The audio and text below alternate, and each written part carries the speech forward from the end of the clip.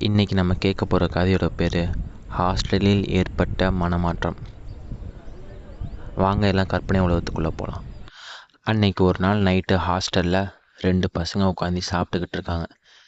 அந்த hostel mess time 8 to 9 போல். இவங்க லேட்டாக தான் வந்திருக்காங்க. அதனால் மெஸ்ஸில் அதிகமாக கூட்டம் இல்லை. ஒரு 10-12 தான் இருப்பாங்க. அதில் இவங்க 2 பேர் தனியாக ஒரு டேபிளில் உட்காந்துருக்காங்க. அப்போ வந்ததுலேருந்து அதில் ஒருத்தன் புலம்பிக்கிட்டே இருக்கான் இன்னொரு ஃப்ரெண்டுக்கிட்ட. என்னடா என் வாழ்க்கை இப்படி நடந்துச்சுன்னா இவ்வளோ பெரிய தப்பு பண்ணிட்டேனே அப்படி இப்படின்னு. நம்ம இந்த பையனை பற்றி பார்த்தோம் அப்படின்னா, இவன் யாருன்னா ரொம்ப அழகான பையன். அழகு, அறிவு, நெக்ஸ்ட்டு மற்றவங்கக்கிட்ட நல்லா சந்தோஷமாகவும் நல்லா ஒரு ஜாலியாகவும் பேசுகிற மாதிரி ஒரு கேரக்டர், எல்லாத்தையும் நல்ல பேர் வாங்கி வச்சுருக்க ஒரு பையன். இவனுக்கு நிறைய பொண்ணுங்க ஃப்ரெண்ட்ஸ் இருக்காங்க, பசங்க ஃப்ரெண்ட்ஸ் இருக்காங்க. அதில் இவனுக்கு நிறைய ஏகப்பட்ட ப்ரப்போசல்ஸும் வந்திருக்கு. ஆனால் இவன் என்ன பண்ணியிருக்கான், இல்லை எனக்கு லவ்வில் இன்ட்ரெஸ்ட் இல்லைன்னு சொல்லிட்டு எல்லாத்தையும் சகஜமாக பேசிகிட்டு இருக்கான். ஆனால் என்ன தான் இவன் தனக்கு லவ் வேணாம் இருந்தாலுமே அதில் ஒரு பொண்ணு இவனை ரொம்ப பிடிச்சி போச்சு. அந்த பொண்ணோட கேரக்டராக இருக்கட்டும், அந்த பொண்ணு மேலே அவ்வளோ கேர் பண்ணிக்கிட்டான். அது ஏன் அப்படின்னா, அவன் அவன் பார்வையில் அந்த பொண்ணுக்கு யாரும் அதிகமாக எதுவும் இம்பார்ட்டன்ஸ் தர மாட்டாங்க. அந்த பொண்ணை ஒதுக்குறாங்கிற மாதிரி இருந்துச்சு. சரி, ஓகே, எல்லாம் அந்த பொண்ணை ஒதுக்குறாங்க, நம்ம அப்படி இருக்கக்கூடாதுன்னு சொல்லிட்டு இவன் தன்னுடைய மொத்த அன்பையும் அந்த பொண்ணு மேலே காமிச்சிக்கிட்டு இது மாதிரி அவங்களோட ஒரு அன்புங்கிறது வளர்ந்துக்கிட்டு இருக்கு. ஆனால் ஒரு கட்டத்துக்கு மேலே அந்த பொண்ணு என்ன பண்ணிட்டா, இவன்கிட்ட பேசாமல் போயிட்டு இன்னொரு பையன் கூட கமிட் ஆகிட்டு போயிட்டான்.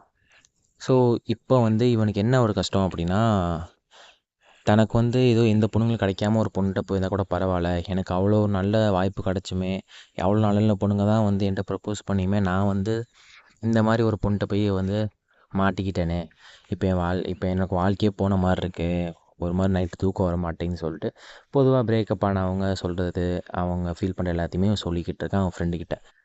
இப்படியே ஒரு அரை மணி நேரம் ஆகுது. மெஸ்ஸையே க்ளோஸ் பண்ண போகிறாங்க.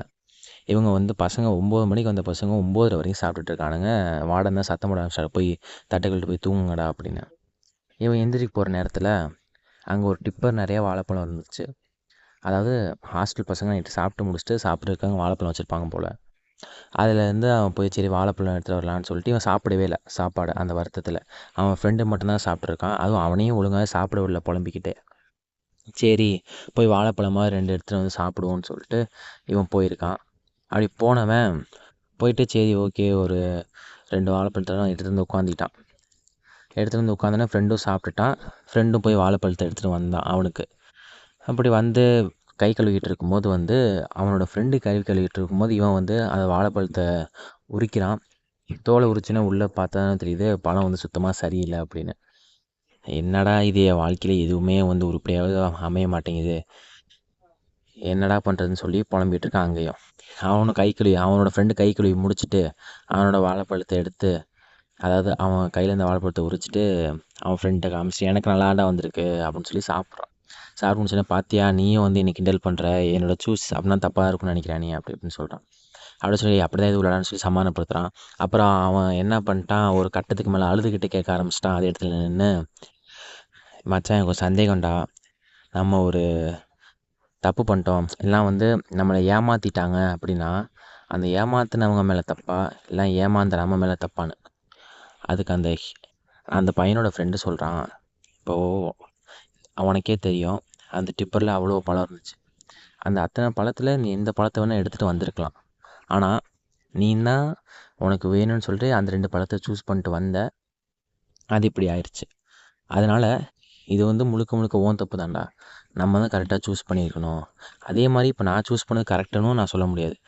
நான் நேற்று எடுத்தேன், தப்பாக எடுத்துட்டேன். நேற்று எடுக்கும்போது அசால்ட்டாக எடுத்துகிட்டு வந்தேன், தப்பாயிடுச்சு. இன்றைக்கி நான் போய் வாழைப்பழத்தை எடுக்கும்போதே கொஞ்சம் அமுக்கி பார்த்து நல்ல பழமான்னு பார்த்து எடுத்துகிட்டு வந்தேன். அதனால் எடுத்தோடனே யாருமே கரெக்டாக சூஸ் பண்ணிட முடியாது. இப்போ ஒன்றும் இல்லை, இப்போ நீ இந்த வாழைப்பழம் என்ன அழுகி போச்சா, இதை குப்பைத்தொட்டியில் போட்டு நீ போய் இன்னொரு 2 வாழைப்பழத்தை எடுத்துகிட்டு வா அப்படின்னு சொல்கிறான். இவனும் அவன் ஃப்ரெண்டு சொன்னதை கேட்டுட்டு அந்த வாழைப்பழத்தை அங்கேயே இருக்க குப்பைத்தொட்டியில் போயிட்டு திருப்பி மெஸ்குள்ளே போயிட்டு மூட போகிற நேரம் ஆகி போச்சு. டக்கு நானே ஒரு நிமிஷம் நேன்னு அந்த கதவு சாத்த போகிற ஒரு பர்மிஷன் கேட்டு வேகமாக போயிட்டு அந்த டிப்பர்லேருந்து 2 வாழைப்பழத்தை எடுத்துகிட்டு வரான். இப்போ 2 வாழைப்பழத்தை எடுத்துகிட்டு அவன் ஃப்ரெண்டு இப்போ நீ அந்த வாழைப்பழத்தோட தோலை உரின்னு சொல்கிறான். உரித்து பார்த்தா அந்த பழம் நல்லாயிருக்கு. ஸோ சொல்கிறான், தப்புகள் நடக்காதான் தான் செய்யும், நம்ம சூஸ் பண்ண தப்பு தான், ஆனால் அடுத்து நம்ம லெசன் எடுத்துக்கிட்டு அடுத்து நம்ம வந்து இன்னொரு நல்ல பழத்தை சாப்பிட்டு போயிடணும். இதுக்காக வந்து எனக்கு வாழைப்பழமே வேணான்னு சொல்லிட்டு போனோம் அப்புடின்னா வந்து அது நம்ம உடம்புக்கும் நல்லதில்ல. ஏன்னா நம்ம உடம்புக்கு இருந்தால் பழம் வேணும் இல்லையா அப்படின்னு சொல்லி முடிக்கிறான். அப்போ தான் அந்த பையனுக்கு புரியுது, அவனுக்குள்ள ஒரு மனமாற்றமும் ஏற்படுது.